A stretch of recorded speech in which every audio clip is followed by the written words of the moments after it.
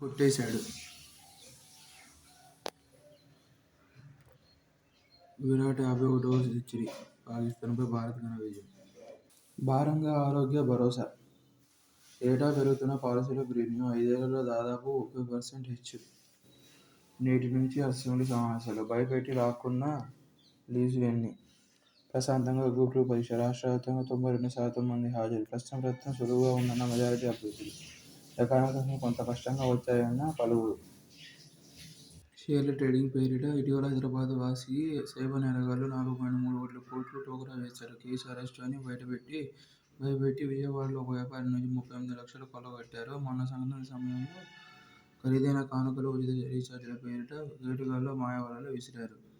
Sweden 2009లో digital విద్యా పథకం పేరింది. స్కూళ్లను ఆధునికత బాట పట్టించింది. పాఠ్య పుస్తకాలను పూర్తిగా తొలగించి తరగతి గదిలో కంప్యూటర్లను ప్రవేశపెట్టింది. పిల్లల చేతికి ట్యాబ్లు ఇచ్చింది. పాఠాలు వినడం, నోట్స్ రాసుకోవడం, కోడింగ్ నేర్చుకోవడం అన్నీ తెరల మీదే. రేపటి సమాజానికి ధీటుగా భావి పౌరులను సిద్ధం చేయాలనే ఆశయం స్పష్టంగానే ఉంది. ఈ విధానం పిల్లల చదువు పట్ల మరింత ఉత్సాహాన్ని, ఆసక్తిని కలిగిస్తుందని ప్రభుత్వం భావించింది. డెన్మార్క్, స్విట్జర్లాండ్, ఐర్లాండ్, నార్వే లాంటి దేశాలు కూడా స్వీడన్ అనుసరిస్తూ యుద్ధ ప్రాతిపదికన బోధనా విధానాలను మార్చేశాయి. అమెరికాకు గ్రీన్లాండ్ ఎందుకు? రెండో ప్రపంచ యుద్ధకాలం నుంచి గ్రీన్లాండ్ అమెరికా వైమానిక స్థావరం ఉంది. ప్రచ్ఛన్న యుద్ధకాలంలో సోవియట్ నుంచి, తర్వాత ఉక్రెయిన్ యుద్ధంలో రష్యా నుంచి ముప్పును ఎదుర్కోవడానికి నాటో సైనిక కూటమి తరఫున అమెరికా ఆ స్థావరాన్ని నిర్వహిస్తోంది. Greenland, Canada, Alaska, Norway, Sweden, Finland, Denmark, రష్యాలు అతి శీతల ఆర్కిటిక్ మహాసముద్ర ప్రాంతంలో ఉన్నాయి. ఇప్పుడు వేసవిలో ఆర్కిటిక్ మహాసముద్రం మంచు దశాబ్దానికి 12.2% చొప్పున కరిగిపోతుంది. వాతావరణ మార్పుల వల్ల ప్రస్తుత దశాబ్దం ముగిసేలోపు మొదటిసారి మంచులేని ఆర్కిటిక్ మహాసముద్రం చూస్తామని అధ్యయనాలు హెచ్చరిస్తున్నాయి. మంచులేని ఆర్కిటిక్ ప్రాంతంలో విమాన నౌకల సంచారం పెరిగిపోతుంది. అక్కడి అపార చమురు, గ్యాస్ నిక్షేపాలు, అరుదైన లోహాలను తవ్వేయడానికి పోటీ పడుతున్నాయి. భూగోళంలో అరుదైన లోహ నిక్షేపాలు 25% గ్రీన్లాండ్లో పోగుపడ్డాయి. వాతావరణ మార్పుల నిరోధంపై దృష్టి పెట్టుకునే ప్రధాన దేశాలు ఆర్కిటిక్లో మంచు గల దేశాలైతే అక్కడి చమురు, గ్యాస్, ఖనిజ నిక్షేపాలను తవ్వుకోవచ్చని సంబరపడుతున్నాయి. వనరుల కోసం అన్వేషణ. ఆర్కిటిక్ మంచు కరిగి ఉత్తర సముద్రాలకు అందుబాటులోకి వస్తే చైనా, జపాన్ల నుంచి చమురును ఆ మార్గంలోనే అమెరికా లేదా పెరుకు పంపవచ్చు.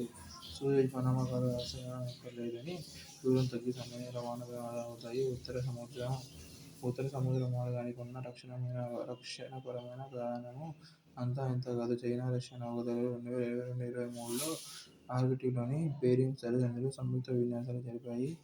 గత అక్టోబర్లో రష్యా, చైనా తీర రక్షణ నౌకలు పోస్టుగా సంయుక్త విన్యాసాలు నిర్వహించాయి. ఆర్కిటిక్ ప్రాంతంలో రవాణా సౌలభ్యం పెరగనుందని గ్రహించి భారత్ కూడా తగిన వ్యూహంతో సిద్ధమైంది. నార్వేలోని స్వాల్బార్డ్లో 2008లో తన మొట్టమొదటి ఆర్కిటిక్ పరిశోధనా కేంద్రం, హిమాద్రి ఇండియా స్థాపించింది.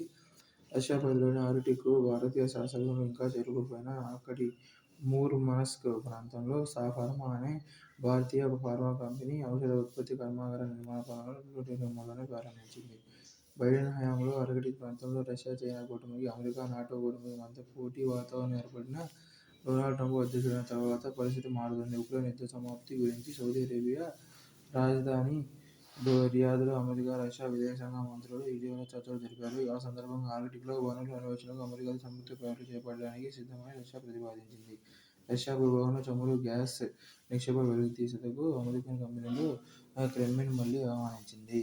మారిపోతున్న అంతర్జాతీయ సమీకరణల మధ్య ఆర్కిటిక్లో శాస్త్ర పరిశోధన, ఖనిజ వనరుల అన్వేషణకు భారత్ ముందడుగు వేస్తోంది. భవిష్యత్తులో తాను ఆర్కిటిక్ ప్రాంతంలో భాగస్వామిగా మారడానికి ప్రతిపాదనలు ఏర్పరచుకుంటోంది. జర్మనీ తదుపరి ఛాన్సలర్ ఫ్రెడ్రిక్ మెర్జ్. పార్లమెంటు ఎన్నికల్లో దూసుకెళ్లిన సంప్రదాయవాదులు. ఫ్రెడ్రిక్ మెర్జ్ చదరపు అడుగు రూ. 10,042. రాజధానిలో G+1 పద్ధతిలో మంత్రులు, న్యాయమూర్తులకు 71 బంగ్లాల నిర్మాణ పనులకు సీఆర్డీఏ టెండర్ నోటిఫికేషన్. రేపటి నుంచి బయో ఏషియా సదస్సు. హెచ్ఐసిసిలో 2 రోజుల పాటు ఆవిష్కరణ. బయో ఏషియా సదస్సుకు హైదరాబాద్ ముస్తాబయ్యింది. Quality of change expanding global health for care frontiers. మార్పు సాధిద్దాం సమగ్ర సమావేశంలో హద్దులు చెరిపారు. గత 3 సంవత్సరాలుగా జరుగుతున్న ఉక్రెయిన్ రష్యా యుద్ధాన్ని ఆపే ప్రయత్నంలో అమెరికా అధ్యక్షుడు ట్రంప్ 90 నిమిషాల పాటు పుతిన్తో టెలిఫోన్లో సంభాషించిన తర్వాత శాంతి చర్చల ప్రారంభానికి సౌదీ అరేబియా రాజధాని రియాద్ను ఎన్నుకున్నారు.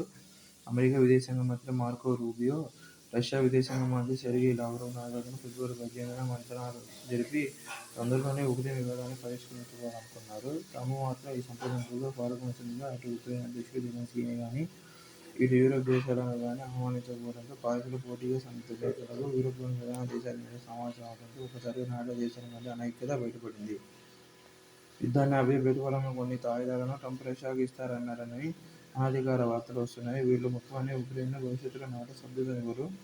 ఇలాగే ఇప్పటివరకు యుద్ధంలో రష్యా స్వాధీనం చేసుకున్న ఉక్రెయిన్ ప్రాంతం లోగడ తీసుకున్న క్రిమియా భాగం రష్యా ఆధీనం కింద వస్తుంది. అమెరికా, ఉక్రెయిన్లు ఈ ప్రాంతాన్ని దౌత్యపరంగా గుర్తించాలి. రష్యా ఆధీనంలో ఉన్న భూభాగంలోని $50,000 కోట్ల రైల్వే లిథియం ఐటాన్ నిక్షేపాలను అమెరికా పొందుతుంది. పశ్చిమాసియాలో రష్యా, అమెరికాలు ఒకరి మధ్య తీర్చుకోవని అవసరమైతే చైనా వ్యతిరేక కూటమికి ఏర్పాటుకు సన్నాహాలు చేయవచ్చు. పాలస్తీన్ల గాయా నుండి పారుదోలాలంటూనూ ఇరాన్పై యుద్ధం చేస్తే రష్యా మద్దతును పొందడానికి ట్రంప్ ప్రయత్నం చేయవచ్చు. నాటోలో చేర్చుకుంటే పదవి వదులుకుంటా జెలెన్స్కీ. శాంతిని, నాటో సభ్యత్వాన్ని కోరుకుంటున్నాం. కూటమి రక్షణ కేంద్రం ఉక్రెయిన్ భద్రంగా ఉండాలనేదే మా ఉద్దేశం. జెలెన్స్కీ సంచలన ప్రకటన. వారిది బానిస మనస్తత్వం. సంస్కృతి సంప్రదాయాలపై దాడులు చేస్తున్నారు. విదేశీ శక్తుల అండతోనే రెచ్చిపోతున్నారు. దేశ ఐక్యతను విచ్ఛిన్నం చేయడమే వారి అసలు లక్ష్యం. నిప్పులు చెరిగిన ప్రధాని Modi. Shri Bhageshwaram medical science research ఇన్స్టిట్యూట్కి పునాది రాయి. 1967 ఉడకదు పలకదు. పౌర సరఫరాల శాఖలో పనిచేయని 1967 హెల్ప్లైన్. 70 లక్షల బిల్లు పెండింగ్. సేవల నిలిపివేత. పట్టించుకోని కూటమి ప్రభుత్వం. వినియోగదారుల ఫిర్యాదుల పరిరక్షణకు నిర్లక్ష్యం. భారత్లో ఒబేసిటీ 290%, 4 ఏళ్ల వ్యవధిలోనే అమ్మకాల్లో వృద్ధి. 2 టోపీలు 2 ట్రోఫీలు. అంతర్జాతీయ ఐసీసీ అవార్డులు అందుకున్న బుమ్రా.